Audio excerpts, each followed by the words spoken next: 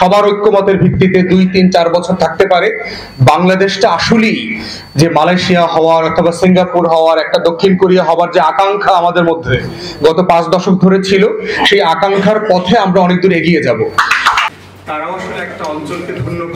16-17 বছর থেকে আপনার রাজনৈতিক দলগুলো এখানে আন্দোলন সংগ্রাম করেছে ভোটের জন্য, নির্বাচনের জন্য, গণতন্ত্র এগুলোর জন্য, এবং তাদের একটা লম্বা দীর্ঘমেয়াদী কোরবানি আছে। হাজার হাজার মানুষ শহীদ হয়েছে, প্রতিবন্ধী হয়েছে, গুম খুনের শিকার হয়েছে, তাদের বেশ বিশাল ত্যাগ আছে।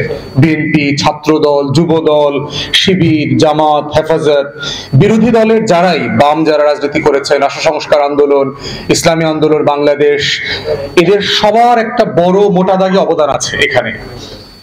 দ্বিতীয় হচ্ছে আপনার গত বছরের জুন, জুলাই, আগস্টে যেটা করেছে যে বাংলাদেশের এই আন্দোলনের আকাশে নতুন এক দল নক্ষত্র এসে হাজির হয়েছে। তারা হচ্ছে আমাদের তরুণরা, আমাদের যুবকরা, আমাদের ছাত্রছাত্রীরা, শিক্ষার্থীরা, এবং বৈষম্য বিরোধী ছাত্র আন্দোলন, তারপরে নাগরিক কমিটি যেগুলো হয়েছে, তাদের ছেলেমেয়েরা জুন, জুলাই, আগস্টে একটা বড় আন্দোলন ত্যাগ করেছে। 1400 ছেলে মেয়ে, সাধারণ মানুষ, সিপাহী জনতা, বিভিন্ন ফোর্সের অফিসাররা, জুনিয়র অফিসাররা, পার্টিকুলারলি সশস্ত্র বাহিনীর, তারা ঐতিহাসিক ভূমিকা পালন করেছে এই আন্দোলনটাকে। তাহলে এই দুইটা অংশীজনের দুইটা ভিন্ন ভিন্ন ধরনের দাবি আছে।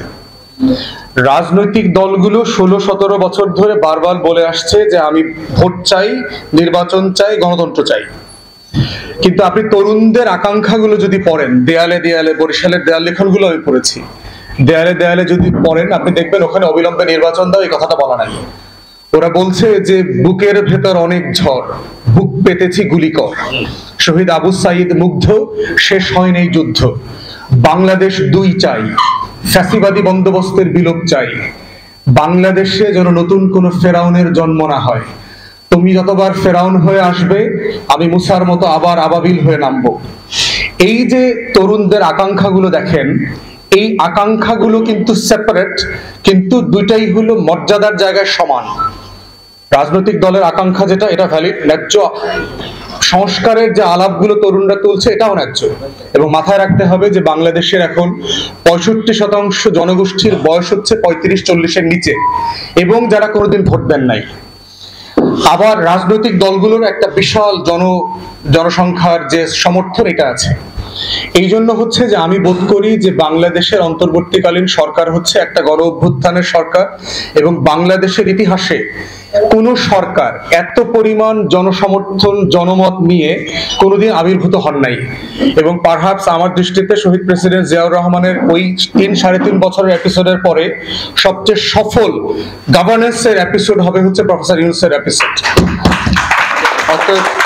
এটা একান্ত আমার ব্যক্তিগত মতামত আর কি, যে প্রেসিডেন্ট জিয়াউর রহমানের পরে প্রফেসর ইউনূস সম্ভবত স্টেটসম্যানশিপের জায়গায় সবচেয়ে বেশি এগিয়ে যাচ্ছে, এবং এটা সময়ের উপর ডিপেন্ড করবে। সে যদি সবার ঐক্যমতের ভিত্তিতে 2, 3, 4 বছর থাকতে পারে, বাংলাদেশটা আসলেই যে মালয়েশিয়া হওয়ার অথবা সিঙ্গাপুর হওয়ার, একটা দক্ষিণ কোরিয়া হওয়ার যে আকাঙ্ক্ষা আমাদের মধ্যে গত 5 দশক ধরে ছিল, সেই আকাঙ্ক্ষার পথে আমরা অনেক দূর এগিয়ে যাব।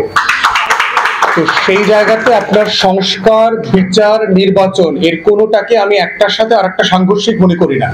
এর পুরোটা মিলেই হচ্ছে অন্তর্বর্তীকালীন সরকার, এর পুরোটা মিলেই হচ্ছে আমার 71-এর মুক্তির লড়াই, এর পুরোটা মিলেই হচ্ছে আমার 24-এর গণ অভ্যুত্থান। বাট এই প্রত্যেকটা কাজ করতে হবে ঐক্যমতের উপর ভিত্তি করে। একটা সত্য জিনিস, একটা হক জিনিসও চাপিয়ে দিলে জাতি মেনে নেয় না। এই জন্যই হচ্ছে প্রফেসর ইউনূস কারেক্টলি আমাদের পরামর্শের উপর ভিত্তি করে একটা কনসেনসাস কমিশন করেছেন, ঐক্যমতের কমিশন করেছেন, যারা রাজনৈতিক দলগুলোর সাথে বসছে, কথা বলছে, পরামর্শ দিচ্ছে, এবং একটা ঐক্যমতের উপর ভিত্তি করে সংস্কার, আমরাও দাবি করছি সংস্কার, বিচার এবং নির্বাচনের একটা সম্মিলিত রোডম্যাপ আপনি ঘোষণা করেন, যেই রোডম্যাপটা নিয়ে আমরা সবাই মিলে কিভাবে সাহায্য করা যায়, একসাথে কাজ করা যায় এবং দেশটাকে এগিয়ে নিয়ে যাওয়া যায়। এবং ইতিমধ্যে আপনারা দেখেছেন যে ঐক্যমতের কমিশনের আমাদের রাজনৈতিক দলগুলোকে তারা চিঠি দিয়েছে, স্প্রেডশিট দিয়েছে 166টা প্রশ্ন দিয়ে বিভিন্ন সংস্কারের ব্যাপারে রাজনৈতিক দলগুলোর মতামত কি এবং সেটার বাস্তবায়নের প্রক্রিয়া কি হবে, ইতিমধ্যে এবি পার্টির পক্ষ থেকে আমরা এটা জমা দিয়েছি। আমাদের সাথে ঐক্যমত কমিশনের ইতিমধ্যে মিটিং হয়েছে, 7 তারিখে একটা ফরমাল মিটিং আছে এই প্রস্তাবনার উপরে ভিত্তি করে আমাদের দলের সাথে। তো সেখানে আমরা আমাদের অবস্থান তুলে ধরবো যে আমরা অন্তর্বর্তীকালীন সরকারের কাছ থেকে যে একটা সম্মিলিত রোডম্যাপ চাই সংস্কার, বিচার এবং নির্বাচনের ব্যাপারটাতে, যেটা ঐক্যমতের ভিত্তিতে যেন একমত হওয়া যায়। তাই আমার পজিশনটা হচ্ছে, এটাকে একটার সাথে আমি আর একটা আটপর করা দেখি না। নির্বাচনটা ইটসেলফ একটা সংস্কার, সংস্কারটা মানেই হলো নির্বাচন। বিচারটা ইটসেলফ একটা সংস্কার, আবার বিচার হলেই সুষ্ঠু নির্বাচন হবে। সুষ্ঠু নির্বাচনের শর্ত হচ্ছে 1400 শহীদের বিচার করতে হবে। তাহলে এর প্রত্যেকটা হচ্ছে ইন্টারপ্রিন্ট এবং কানেক্টেড। এই প্রত্যেকটা জিনিসের কোনোটাকে ছোট করা, হেয় করা, অমুক বলছে বলে দাম বেশি, অমুক বলেছে বলে তাকে হেয় করতে হবে, আমরা এইভাবে বিষয়টাকে দেখি না। আমরা দেখি এর প্রত্যেকটাই বাংলাদেশকে ধারণ করে। এই প্রত্যেকটা দাবির ভিতরে আমি লাল সবুজের পতাকাকে দেখি, এবং যা কিছুর ভিতরে আমি লাল সবুজের পতাকাকে দেখি ওটাই আমার, আমি ওটাকে ওন করি।